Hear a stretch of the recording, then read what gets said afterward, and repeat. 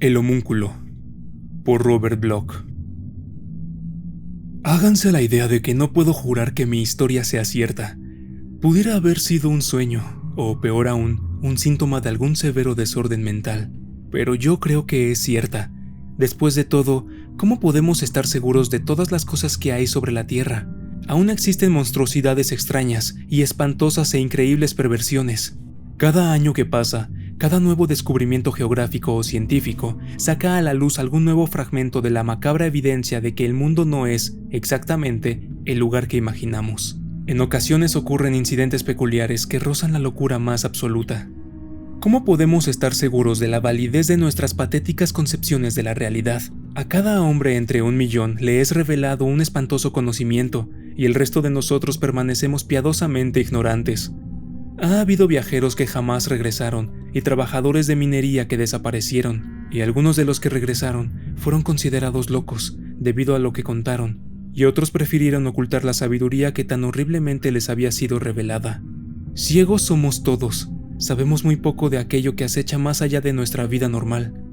Ha habido relatos sobre serpientes marinas y criaturas de las profundidades, leyendas de enanos y gigantes, informes de raros horrores médicos y partos antinaturales. Asombrosas pesadillas de la personalidad humana han salido a la luz bajo el espantoso estímulo de la guerra, de la plaga o de la hambruna.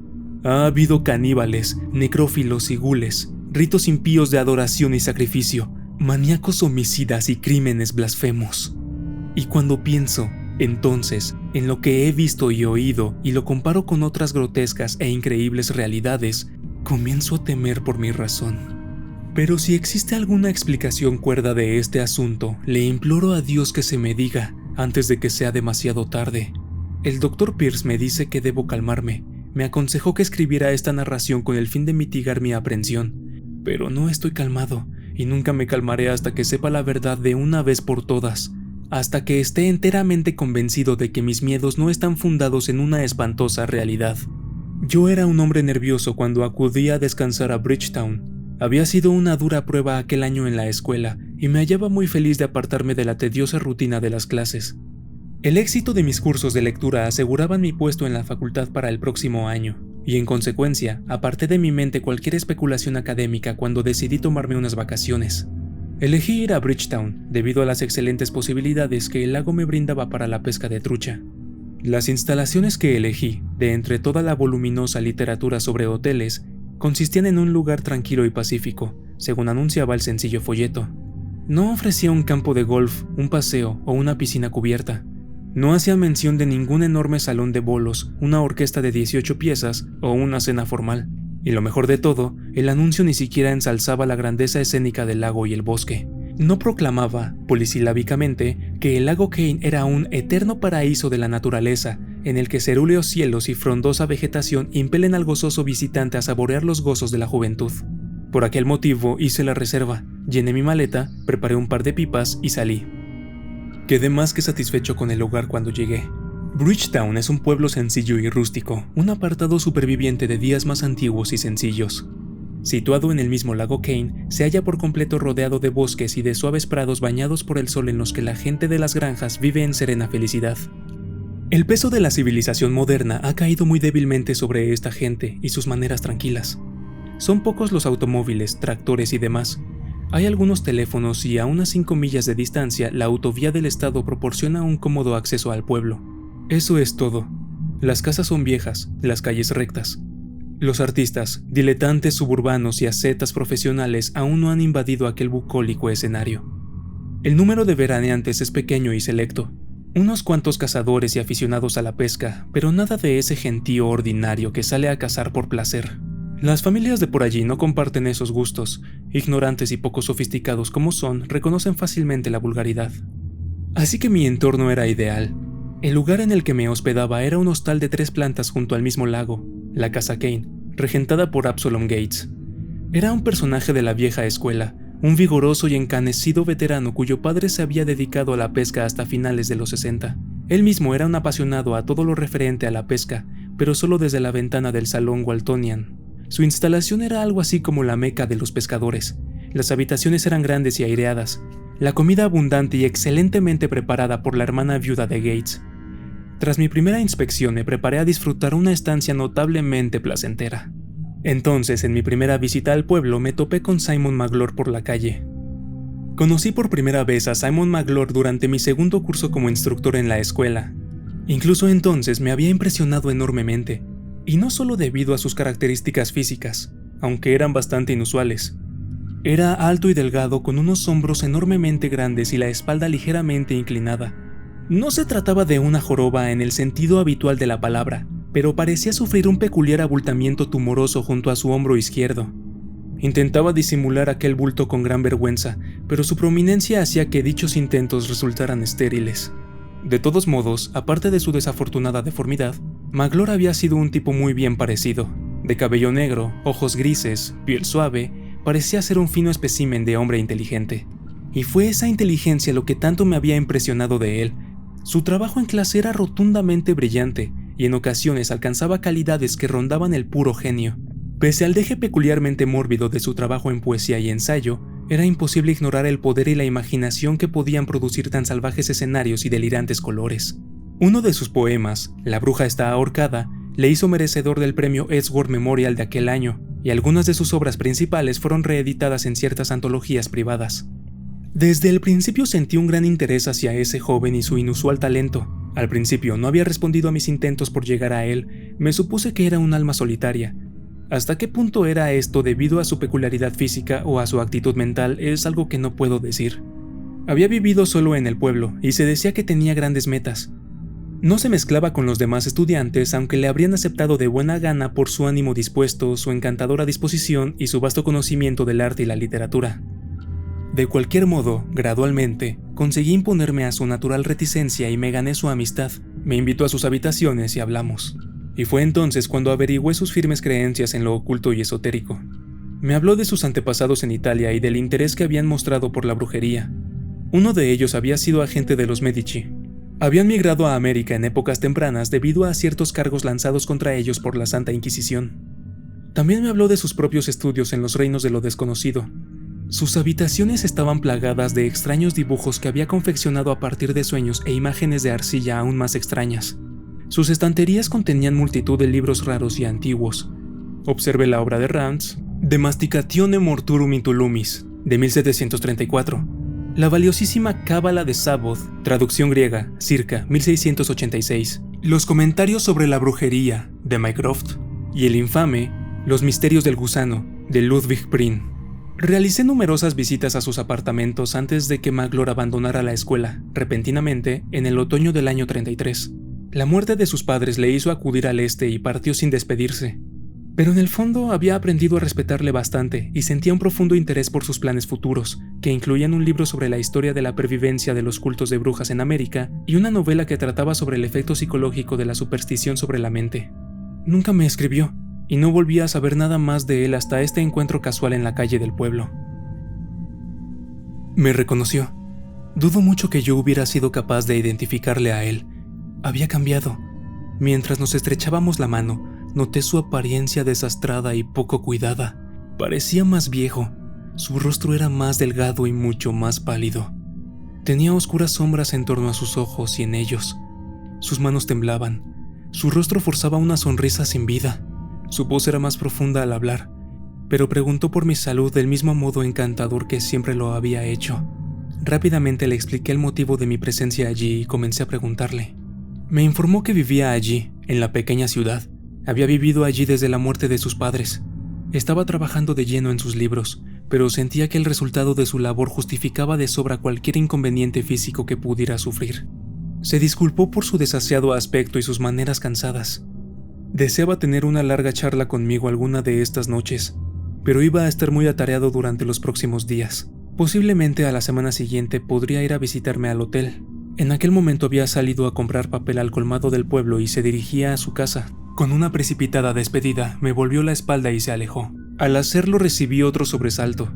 El bulto de su espalda había crecido. Ahora era virtualmente el doble de grande de lo que era cuando le conocí, y no había ya posibilidad alguna de ocultarlo.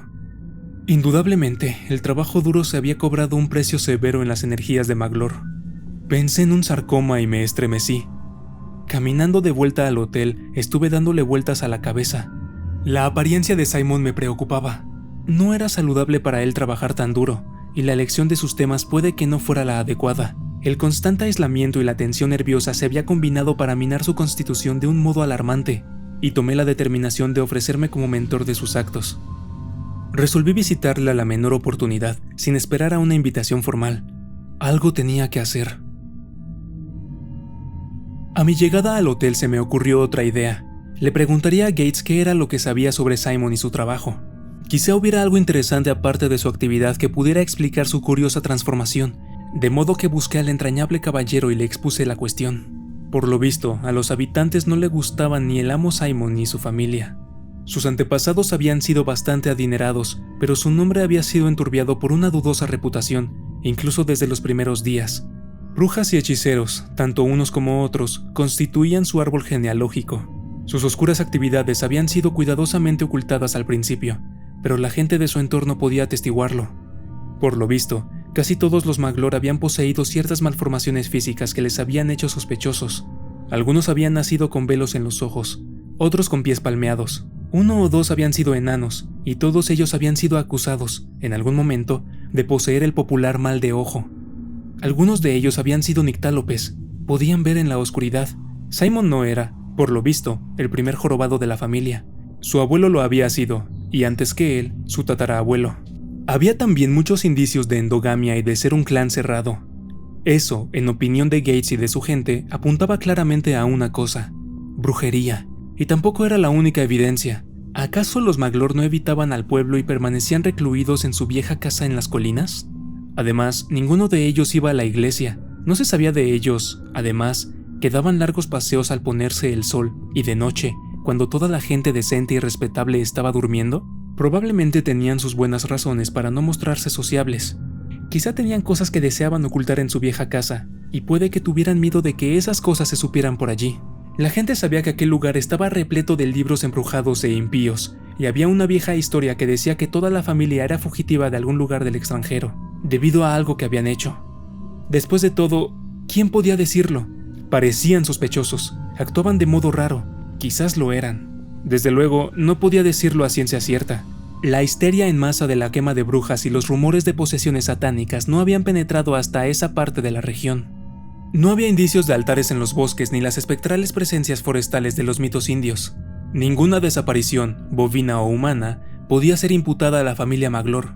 Legalmente su historial estaba limpio, pero la gente les temía, y este último, Simon, era el peor. Nunca se había comportado como es debido. Su madre murió al nacer él. Habían tenido que traerse a un doctor de fuera del pueblo. Ningún hombre de la localidad habría tratado un caso así. El bebé, además, había nacido casi muerto. Durante algunos años nadie le había visto. Su padre y su tío le habían dedicado todo el tiempo a cuidar de él.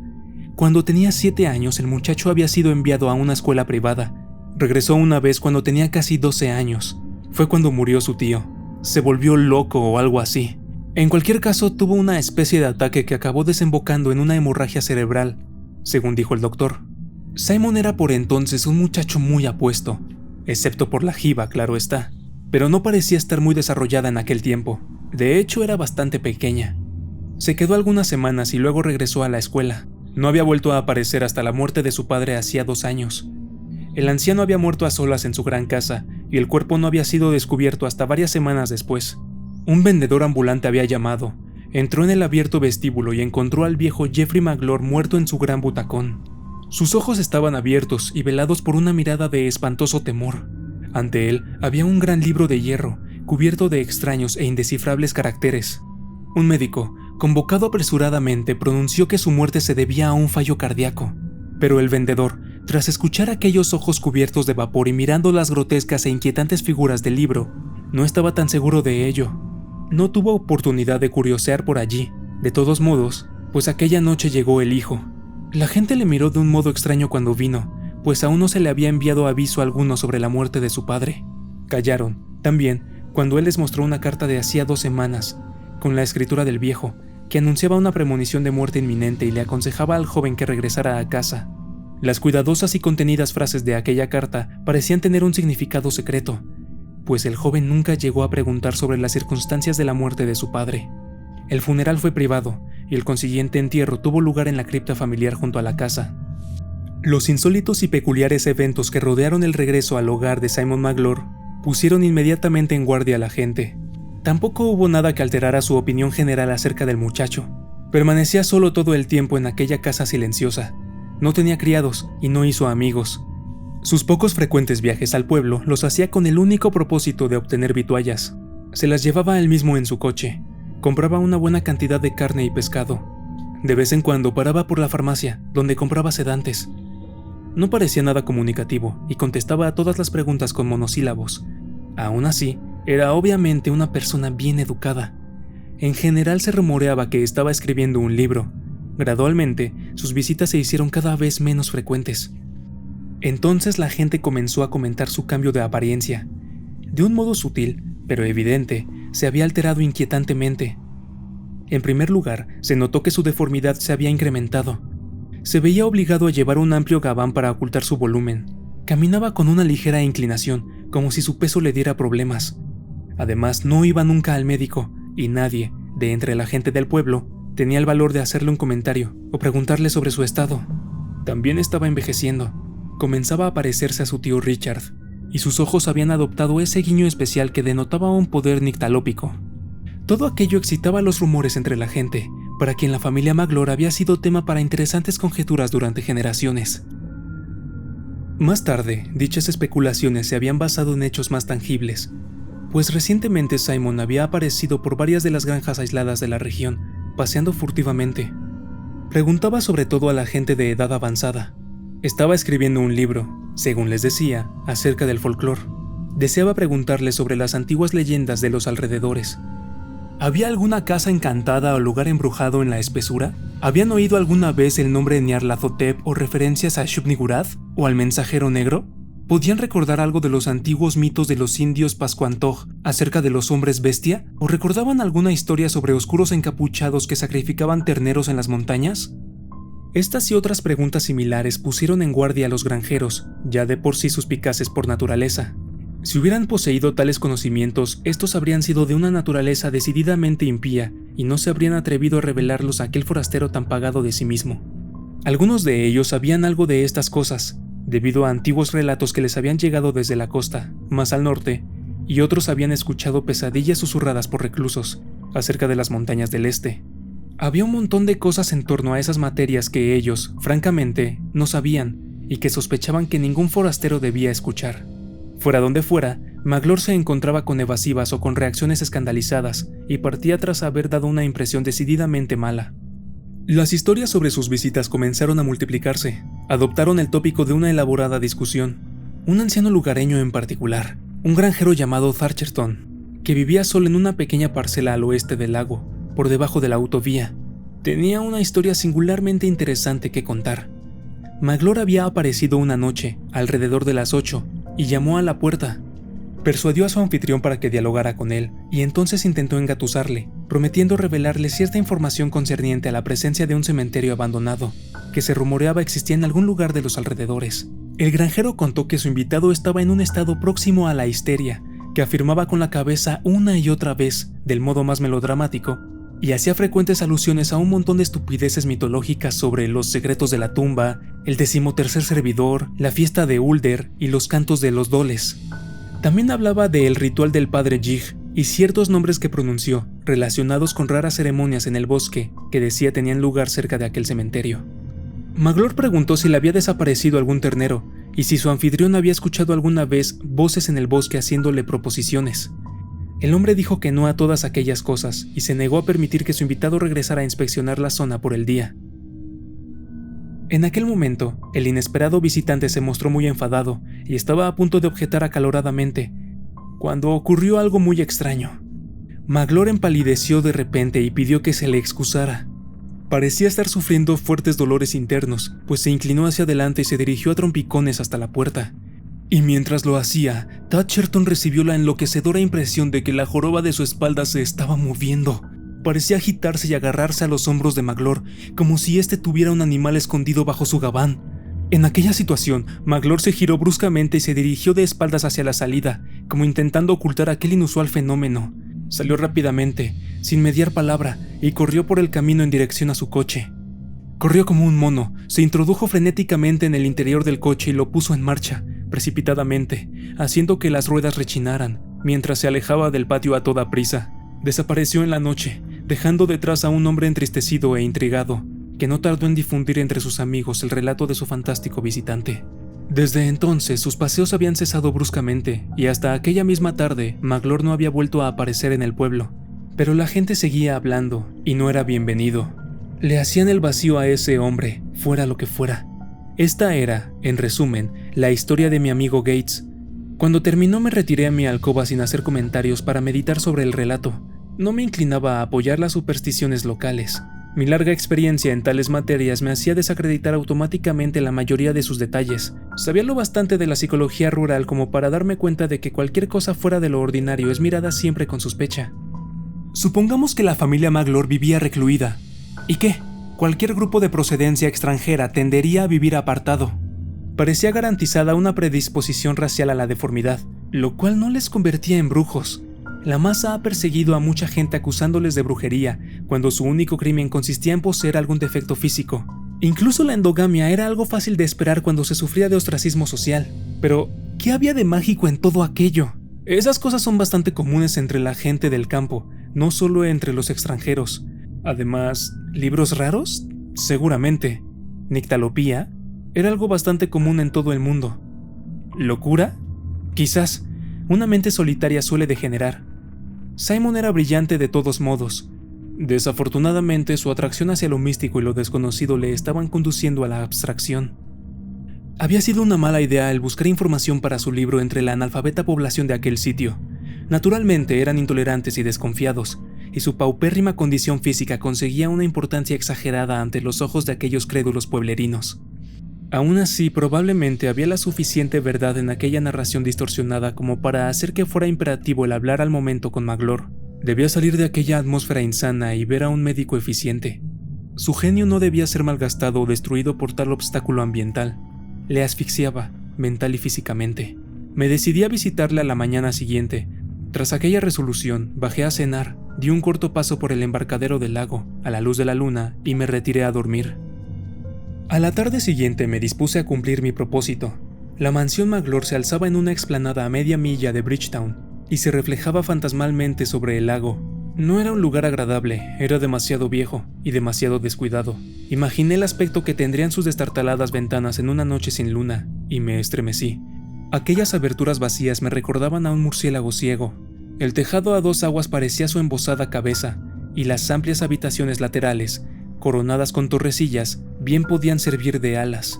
Cuando me percaté del camino que seguían mis pensamientos, me sentí sorprendido e inquieto.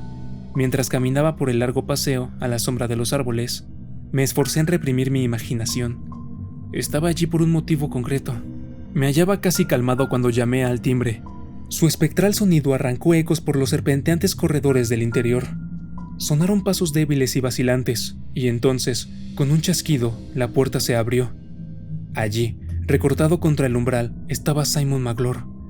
Maglor se asomaba al crepúsculo gris y la distorsionada forma de su cuerpo quedaba piadosamente sumergida en una oleada de sombras.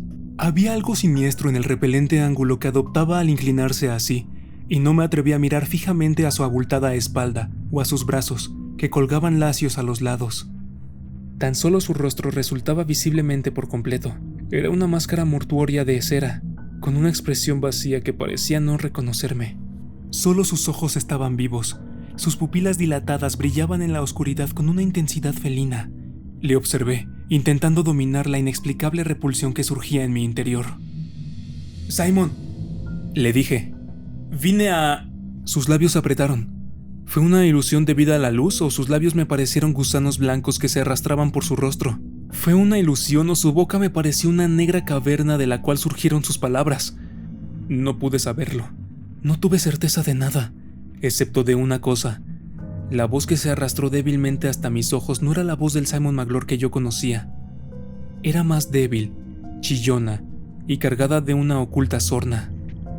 «Vete, no puedo verte hoy», susurró. «Pero quería ayudarte, yo...» «Vete, estúpido, vete». La puerta se cerró con un portazo ante mi atónita cara, y me encontré solo. Pero no estuve solo en mi camino de vuelta al pueblo. Mis pensamientos se hallaban hechizados por la presencia de otro, aquella presencia agresiva, ajena, que una vez fue mi amigo, Simon Maglor. Aún me hallaba aturdido cuando regresé al pueblo, pero después de llegar a mi cuarto del hotel comencé a razonar conmigo mismo. Mi romántica imaginación me había jugado una mala pasada. El pobre Maglor estaba enfermo. Probablemente era víctima de algún severo trastorno nervioso. Recordé que acostumbraba a comprar sedantes en la farmacia local. En mi estúpido arranque emotivo había confundido tristemente su desafortunada dolencia. ¡Qué crío había sido! Debía regresar al día siguiente y disculparme. Después, Maglor debía ser persuadido para marcharse y volver de nuevo a su ser original. Parecía estar francamente mal, y además, su temperamento le estaba dominando. ¿Cómo había cambiado ese hombre? Aquella noche dormí poco. Por la mañana temprano volví a salir. En esta ocasión evité cuidadosamente las inquietantes imágenes mentales que la vieja casa sugería a mi susceptible cerebro. En ello estaba cuando toqué el timbre. Fue un Maglor diferente al que me recibió. También él había cambiado para bien. Parecía viejo y enfermo, pero había una luz normal en sus ojos y una sana entonación en su voz mientras me hacía entrar cortésmente y se disculpaba por su delirante espasmo del día anterior. Era víctima de frecuentes ataques, según dijo, y planeaba marcharse en breve y tomar unas largas vacaciones. Estaba ansioso por terminar su libro. Ya le quedaba muy poco, y regresar al trabajo de la universidad. Y de aquel asunto cambió abruptamente la conversación a una serie de nostálgicos interludios. Recordaba nuestra mutua asociación en el campus cuando nos sentábamos a charlar, y parecía ansioso por enterarse de los asuntos de la escuela. Durante casi una hora monopolizó la conversación y la mantuvo de ese modo, para así evitar cualquier pregunta directa de naturaleza personal por mi parte. De cualquier modo, me resultó fácil ver que estaba muy lejos de encontrarse bien. Parecía estar trabajando bajo una intensa presión. Sus palabras parecían forzadas, su actitud tensa. Una vez más noté lo pálido que estaba, como desprovisto de sangre. Su malformada espalda parecía inmensa, y su cuerpo, en consecuencia, parecía encogido. Recordé mis temores sobre un tumor canceroso y me pregunté si no sería el caso. Mientras tanto, se agitaba, obviamente incómodo. Su charla parecía casi vacía. Las estanterías estaban desordenadas. No había papeles ni manuscritos visibles sobre la mesa. Una araña había construido su tela en el techo. Durante una pausa en su conversación le pregunté por su trabajo. Respondió vagamente que era muy absorbente y que le estaba robando casi todo su tiempo. De todos modos, había realizado algunos descubrimientos sorprendentes que resultaban un pago generoso por sus esfuerzos. Le resultaría emocionalmente agotador, en su actual estado, entrar en detalles sobre lo que estaba haciendo, pero podía anticiparme que ya solo sus hallazgos en el campo de la brujería abrirían nuevos capítulos a la historia antropológica y metafísica. Estaba particularmente interesado en la vieja tradición acerca de los familiares, las diminutas criaturas que se decía que eran los emisarios del diablo, y que se suponía que ayudaban a la bruja o el hechicero bajo la forma de un pequeño animal, una rata, un gato, un ave o un reptil. En ocasiones se representaban como pertenecientes al cuerpo del mismo brujo, o nutriéndose de él. La idea de una telilla del diablo en los cuerpos de las brujas, allí donde sus familiares succionaban los nutrientes de su sangre, quedaba plenamente iluminada por los hallazgos de Maglor. Su libro tenía también un aspecto médico.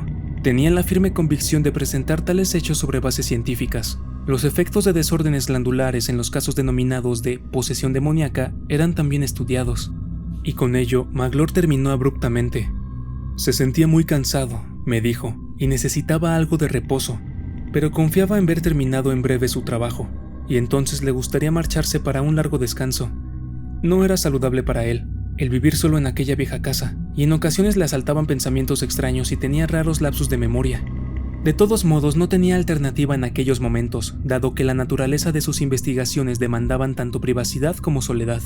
En ocasiones, sus experimentos requerían de ciertas vías y cursos para los que era mejor no ser molestado, y no estaba muy seguro de cuánto tiempo podía seguir aguantando la presión. De todos modos, lo llevaba en la sangre. Probablemente yo ya estaba al corriente de que procedía de una larga saga de negromantes. Pero basta de tales cosas. Me rogó que me fuera al momento. Volvería a escucharle de nuevo, a principios de la semana siguiente. Mientras me levantaba, noté de nuevo lo débil y agitado que parecía Simon. Ahora caminaba con una excesiva inclinación, y la presión sobre su espalda debía ser enorme. Me condujo por el largo vestíbulo hacia la puerta, y mientras guiaba por el camino, noté el temblor de su cuerpo, mientras se delimitaba contra el llameante crepúsculo que penetraba a través de los paños de las ventanas. Sus hombros se movían con una lenta y suave ondulación, como si la jiba de su espalda estuviera latiendo de vida. Recordé el relato de Thatcherton, el viejo granjero, que clamaba haber visto realmente tal movimiento. Durante un momento me asaltó una poderosa náusea. Entonces me di cuenta de que la menguante luz estaba creando una ilusión óptica de lo más común. Al alcanzar la puerta, Maglor se esforzó por despedirme apresuradamente. Ni siquiera extendió su mano para dar un apretón de despedida, sino que se limitó a murmurar un breve «buenas noches», con voz tensa y dubitativa. Le observé en silencio unos instantes cuán desmejorado parecía su rostro, antaño apuesto, incluso ante la luz rubí del ocaso. Entonces, mientras observaba, una sombra reptó por su cara. Parecía ser púrpura y oscura, en una súbita y escalofriante metamorfosis. El oscurecimiento aquel se hizo más pronunciado, y leí el pánico en sus ojos. Incluso mientras me forzaba a mí mismo a responder a su despedida, el horror se arrastró hasta su rostro. Su cuerpo cayó en aquella peculiar y encogida postura que ya antes había notado, y sus labios se curvaron en una macabra expresión. Por un momento pensé de verdad que aquel hombre estaba a punto de atacarme. En lugar de aquello, se rió. Una risa chillona, aguda, que ascendió oscuramente hasta mi cerebro. Abrí la boca para hablar, pero él retrocedió hasta la oscuridad del vestíbulo y cerró la puerta. Me quedé estupefacto por la sorpresa, no del todo desprovista de miedo. ¿Estaría enfermo Maglor o en realidad era un demente? Cosas así de grotescas no parecían posibles en un hombre normal. Me apresuré, avanzando en el brillante crepúsculo. Mi mente embrujada estaba inmersa en profundas deliberaciones, y el distante sonido de los cuervos se mezclaba con mis pensamientos, como una letanía malvada. A la mañana siguiente, tras una noche de turbulentas deliberaciones, tomé una decisión. Funcionara o no, Maglor debía marcharse, y al momento, estaba a punto de sufrir un serio colapso físico y mental. Sabiendo lo inútil que me iba a resultar el regresar allí y discutir con él, decidí que podía emplear algunos métodos más fuertes para hacerle ver la luz. De modo que, aquella tarde, me entrevisté con el Dr. Casters, el médico local, y le conté todo lo que sabía. Enfaticé particularmente el inquietante suceso de la tarde anterior y le dije con franqueza lo que sospechaba. Tras una larga discusión, Casters accedió a acompañarme al momento hasta la casa de los Maglor y allí tomar las medidas que fueran necesarias para sacarle de allí. En respuesta a mi petición, el doctor trajo consigo los materiales necesarios para un complejo examen físico. Una vez que pudiera persuadir a Simon para que se sometiera a un diagnóstico médico, estaba seguro de que vería que los resultados hacían necesario que se pusiera en tratamiento al instante. El sol se ocultaba cuando me acomodé en el asiento del copiloto del Ford del Dr. Carsters y nos dirigimos a las afueras de Bridgetown por la carretera del sur, donde los cuervos emitían sus peculiares sonidos. Nos movíamos lentamente y en silencio, de modo que fuimos capaces de escuchar claramente aquel singular y agudo alarido desde la vieja casa de la colina. Agarré el brazo del doctor sin mediar palabra, y un segundo más tarde abandonábamos la carretera y nos introducíamos en el patio de entrada. «¡Dese prisa!», musité mientras recorría a toda prisa el paseo y me disponía a subir de un salto los escalones hasta la cerrada puerta principal. Golpeamos la madera con el puño, inútilmente, y entonces nos dirigimos a las ventanas del ala izquierda. La luz del ocaso menguaba en una tensa y expectante oscuridad, mientras trepábamos por la abertura y nos dejábamos caer sobre el suelo del interior. El Dr. Carsters accionó una linterna de bolsillo, y nos pusimos de pie. El corazón me retumbaba en el pecho, pero ningún otro sonido rompió el silencio sepulcral mientras abríamos la puerta de la estancia y avanzábamos por el oscuro vestíbulo hasta el estudio. A nuestro alrededor sentí una horrible presencia, un demonio al acecho que vigilaba nuestro avance con ojos de insana burla y cuya maligna alma se agitó con una risa infernal mientras abríamos la puerta del estudio y descubríamos lo que yacía en su interior. Entonces ambos gritamos. Simon Maglor yacía a nuestros pies, con la cabeza girada y sus apretados hombros descansando sobre un pequeño lago de cálida sangre fresca. Estaba boca abajo y se había quitado la ropa de cintura para arriba, de modo que toda su espalda era visible. Cuando vimos lo que allí descansaba, casi enloquecimos, y entonces comenzamos a hacer lo que debíamos, intentando apartar nuestra mirada, en la medida de lo posible, de aquella cosa absolutamente monstruosa del suelo. No me pidan que describa con detalle, no puedo hacerlo. Hay ocasiones en las que los sentidos se nublan piadosamente, debido a que una completa percepción podría ser fatal. Incluso ahora, hay ciertas cosas que desconozco acerca de aquella abominación, y no me atrevo a permitirme recordarlas. Tampoco les hablaré sobre los libros que encontramos en aquella habitación, o sobre el terrible documento que había sobre la mesa y que constituía la obra maestra inacabada de Simon Magloire. Lo quemamos todo en la chimenea antes de llamar al pueblo solicitando un forense, y si el doctor se hubiera salido con la suya, también habríamos destruido a la cosa.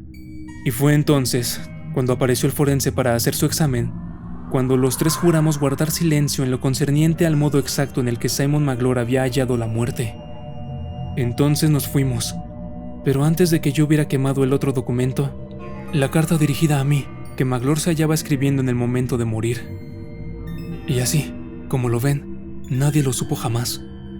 Más tarde me encontré con que la propiedad me había sido donada y la casa está siendo demolida mientras escribo estas líneas, pero debo hablar, aunque solo sea para aliviar mi propio tormento. No me atrevo a reproducir la carta por entero, pero sí puedo incluir una parte de aquella increíble blasfemia. Y por ello, claro está, es por lo que comencé a estudiar brujería. Aquello me impedía hacerlo. Dios, si solo pudiera hacer que comprendieras ese horror. El nacer de este modo, con esta cosa, este homúnculo, este monstruo. Al principio era pequeño. Todos los doctores decían que era un siamés no desarrollado, pero estaba vivo. Tenía un rostro y 2 manos, pero con unas piernas que se adentraban en mi carne y que le conectaban a mi cuerpo. Durante 3 años lo mantuvieron bajo sigiloso estudio. Yacía con el rostro inclinado hacia abajo, apoyado en mi espalda, y sus manos se agarraban a mis hombros. Los hombres decían que contaba con su propio par de diminutos pulmones, pero que carecía de estómago y de sistema digestivo. Aparentemente obtenía sus nutrientes a través del tubo carnoso que lo unía a mi cuerpo. Y crecía. Pronto abrió los ojos y comenzó a desarrollar unos pequeños dientes. En una ocasión mordió en la mano a uno de los doctores, de modo que decidieron mandarme de nuevo a casa. Era obvio que no podía ser extirpado. Juré mantener en secreto todo el asunto, y ni siquiera mi padre lo supo, casi hasta el final. Vestía unas ropas anchas y aquello no crecía demasiado, al menos hasta que regresé. Entonces se produjo aquel cambio infernal. Me hablaba, te digo, me hablaba. Aquel rostro pequeño y arrugado como el de un monito. El modo en que movía aquellos diminutos ojos rojizos. Esa vocecita chillona decía: más sangre, Simón, quiero más. Y entonces crecía. Debía alimentarle 2 veces al día y cortar las uñas de sus pequeñas manos negras. Pero nunca predije esto. Jamás me di cuenta de que estaba tomando el control. Antes me habría suicidado, lo juro. El año pasado comenzó a darse a conocer durante algunas horas y a darme algunos datos. Dirigía la redacción de mi libro y en ocasiones me obligaba a salir de noche en extraños vagabundeos. Tomaba cada vez más y más sangre y yo me debilitaba más y más. Cuando volvía a mí, intentaba combatirlo, pero busqué todo aquel material sobre las leyendas de los familiares e investigué, intentando zafarme de su dominio. Pero fue en vano. Y mientras tanto, él crecía y crecía. Se hizo más fuerte, más atrevido y más sabio. Aún hablaba conmigo y en ocasiones me tanteaba. Supe que deseaba que le escuchara y obedeciera todo el tiempo. Las promesas que me hizo aquella horrible boquita. Convocaría al oscuro y me uniría a un culto. Entonces tendríamos poder para mandar y para llamar a la tierra a una nueva maldad. No deseaba obedecer, ya lo sabes, pero me estaba volviendo loco y perdía tanta sangre. Ahora, eso tomaba el control casi todo el tiempo, y ello hizo que yo temiera volver a la ciudad, porque esta cosa diabólica podría pensar que yo estaba intentando escapar y podría moverse en mi espalda y asustar a la gente. Cuando tenía los lapsus y eso controlaba mi mente, escribía sin parar. Y entonces viniste. Sé que quieres que me vaya, pero eso no me dejará. Es demasiado tosudo para permitirlo. Incluso mientras intento escribir estas líneas, puedo sentirle, lanzando órdenes a mi mente para que me detenga. Pero no me detendré. Te lo contaré todo, mientras aún tenga voluntad, antes de que me domine para siempre y cumpla su negra voluntad con mi pobre cuerpo, y domine mi alma indefensa. Deseo que sepas dónde se halla mi libro para que puedas destruirlo si algo ocurriera. Quiero decirte cómo disponer de esos espantosos volúmenes viejos de la librería. Y por encima de todo, deseo que me mates si llegaras a saber que el homúnculo ha ganado el control absoluto. Dios sabe que lo intentará hacer cuando me haya doblegado. Qué duro me está resultando luchar, pues en todo momento me está ordenando que baje la pluma y queme esta hoja. Pero le combatiré. Debo hacerlo. Hasta que pueda contarte qué fue lo que me hizo la criatura, lo que planea dejar suelto por el mundo cuando me tenga totalmente esclavizado. Te diré. No puedo pensar.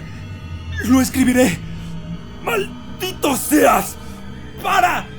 ¡No! ¡No hagas eso! ¡Mantén tus manos! Eso es todo. Maglor se detuvo allí debido a su muerte, porque aquella cosa no deseaba que se revelara su secreto. Es espantoso pensar en aquel horror, propio de una pesadilla, pero ese pensamiento no es el peor. Lo que me turba es lo que vi cuando abrimos aquella puerta, la imagen que explicaba cómo había muerto Maglor. Allí estaba Maglor, en el suelo, cubierto de sangre. Estaba desnudo hasta la cintura, como ya he dicho, y yacía boca abajo. Pero en su espalda estaba aquella cosa, tal como la había descrito. Y fue aquel pequeño monstruo, temiendo que sus secretos fueran revelados, quien trepó un poco más alto por la espalda de Simon Maglor, y quien, apretando sus diminutas zarpas negras en torno a su desprotegido cuello, las hundió en la carne hasta matarle.